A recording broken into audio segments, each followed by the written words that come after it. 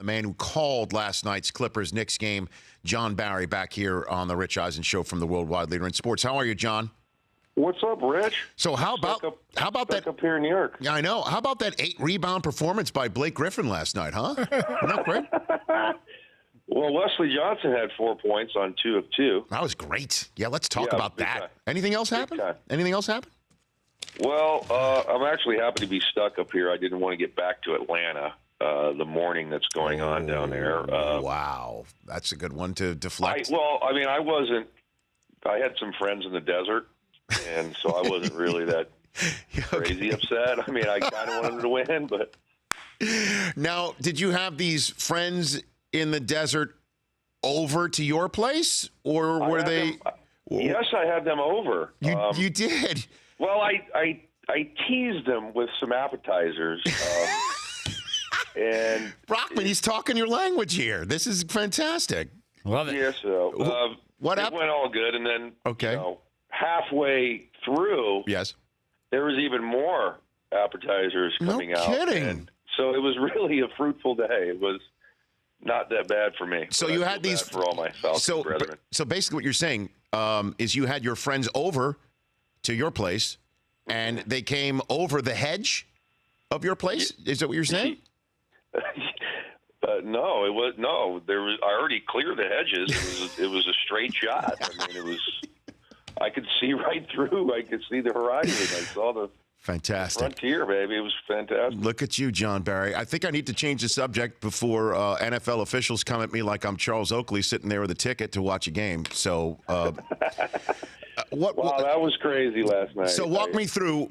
You're calling the game with Breen, who's been there. I mean, who's seen everything in Madison Square Garden except for that. Yeah. So what happened? Well, so it's mid-first quarter. I think Porzingis goes to the lane, and he gets fouled, but I see everybody standing up at the baseline. So I'm onto that, and at first I thought it was Rodman because a guy came in and fell down, and I saw kind of his hair. Oak's hair is now gray, but I thought it was like painted like Rodman used to have or whatever. And then he got up, and I recognized it was Charles Oakley. So Breen's hitting me like as the replay comes on to be like talking about basketball, which I'm supposed to do while I'm working. And I'm like, no, Charles Oakley's over there. And I think he's going after Dolan, because he sits right there. I know that. And then you see, the poke to the head. And I thought it was fight night in the Garden because you could hear the oohs and ahs from the whole crowd. Every time a shove or a swing, it was ooh, and then they get him out of there. Barely, 4, 5, 6 guys had to pull him out, and we were just like dumbfounded. So what? I don't know.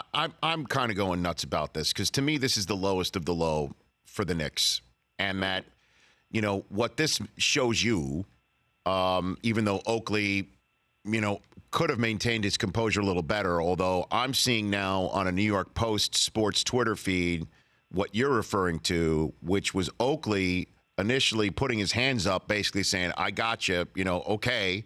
Or that was at least the symbol of like, I'm not touching anybody.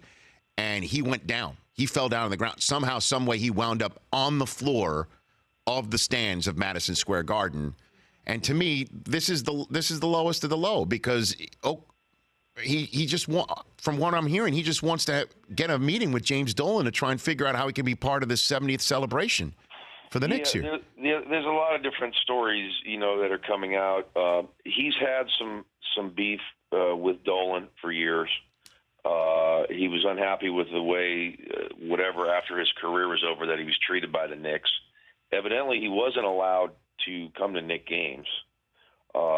And then last night, if he's just sitting there and not saying a word, where there's other people that have said that he was being out of control and yelling stuff at Dolan. Now, if he was just sitting there and they had security come up and 4 or 5 guys made it an issue, I can understand how upset Charles would be. He admittedly he knows he made a mistake by putting his hand on these guys and doing what he did. But if he was just sitting there and nothing was being said and Dolan just put some security guards on him and said, get Oakley out of here, then you can see why he would be that upset with their history. So based on what you know, okay, about Charles and what you and the rest of those who played in those times know about Charles Oakley, and the Knicks saying we hope he gets some help. Do you know if there's help needed? No, for him? that was a low blow, I thought, to say something like that.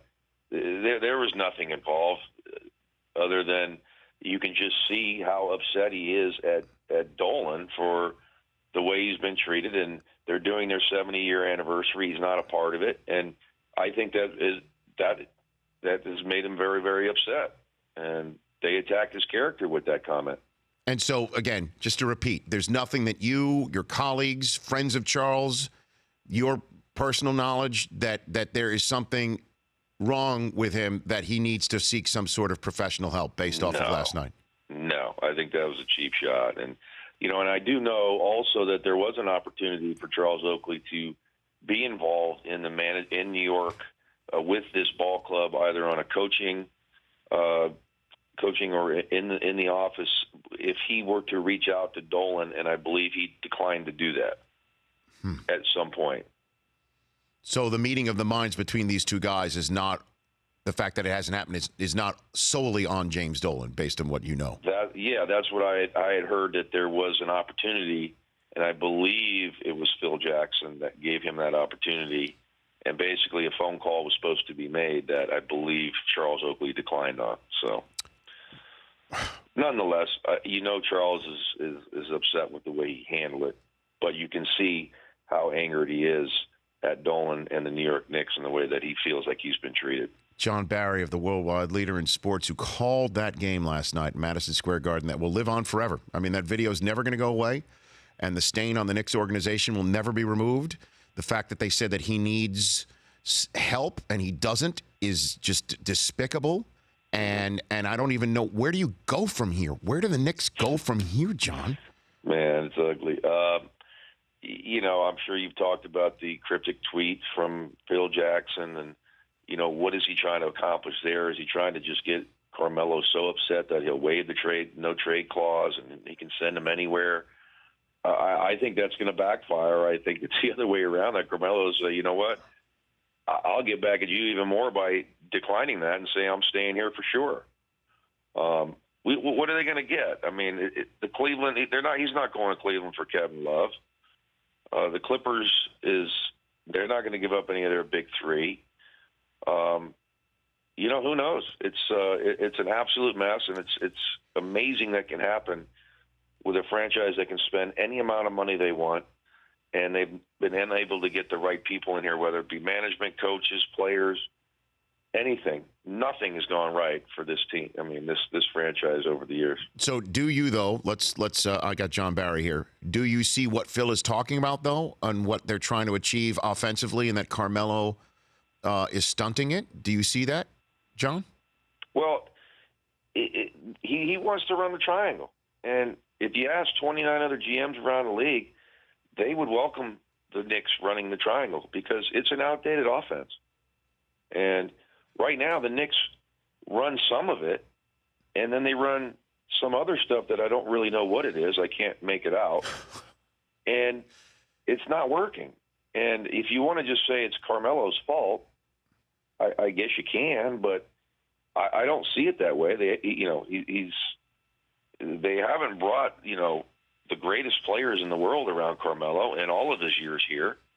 And he is what he is. So if Phil Jackson knew when he signed him to $124 million 3 years ago or 2 years ago, wherever it was, he admitted it. You can't change a leopard spot. He knew what he was. He's a one-on-one offensive player who's not going to change. And so there should be no surprise at this point that he's not going to change. Let's flip to the other bench. Obviously, Chris Paul's not back yet, but do you see something in the Clippers that they could throw their hat in this San Antonio, Houston, Golden State ring by April, John? Well, obviously, only if Chris Paul comes back, and he's the Chris Paul that we saw before. I think they're 19-7 with Chris Paul this year, and but I mean, you've seen the Warrior games, I'm sure. Yeah. How can you think that this team can compete with that team? I mean, it's I think 8 or 9 in a row, they've won by an average of 30 points this season. They can't beat them. So I would, if you're going to do it, maybe go to LA and say, you know what, we'll try to outscore the Warriors. Add another great offensive player, and we'll see if that works. Carmelo's not that guy, John?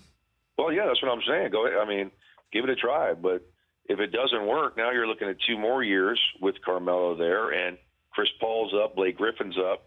Would they be willing to re-sign? It's a tough dynamic to trade a superstar player in this league. Well, you can birth a banana boat out there in Marina Del Rey, John. Maybe LeBron's out. Maybe they get the banana boat gang out in Los Angeles. Maybe that's what they start to do. Just seems like you don't see many banana boats out in L.A. It seems like more of a Miami thing. That might be. Oh, okay. Very good. John, thanks for. So I guess the last one. Where does last night rank for you? What you've seen on a court, that was in a stands? That was one of the weirdest things ever. It absolutely threw me off for a good 20 minutes. I didn't know what was going on. What about Breen? What about Mike, who's seen it all and he's been in Madison Square Garden? Unflappable. I love it. I love it. Yeah, I mean, did you see Chris Rock, Spike, anybody? Just what was their reaction? All those. Yeah, I didn't get any comments. I wanted to see McEnroe. He walked by me at the half, and we'd already come on air, so I couldn't ask him. But he was right there. I mean, he was right there. He's the guy that we need to bring in. Okay. And find out what happened, because he was sitting right next to Dolan, so he knows exactly what happened. John, thanks for the call. Johnny Mac, let's get on the look. All right, we're on the lookout for Johnny Mac. Well, I mean, everybody's indoors today out there in New York City, so. That's right. We can find him. All right, John, congrats on a big Super Bowl for you. Thank you, buddy. You bet. That's John Barry here. The Rich Eisen Show, weekdays at noon Eastern on Audience.